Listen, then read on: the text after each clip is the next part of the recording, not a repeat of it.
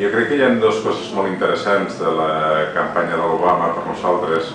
Una primera, que en certa manera el propi candidat és el missatge.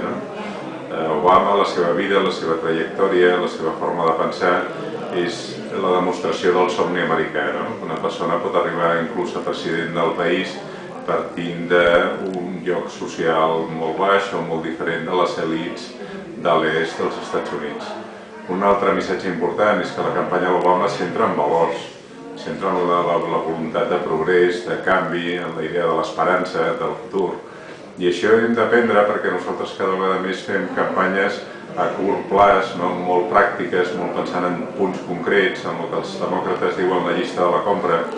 I jo crec que tenim que tornar a aixecar el vol, parlar d'ideologia, parlar de principis, parlar de valors, i que això a la llarga és més positiu en la nostra relació amb l'electorat.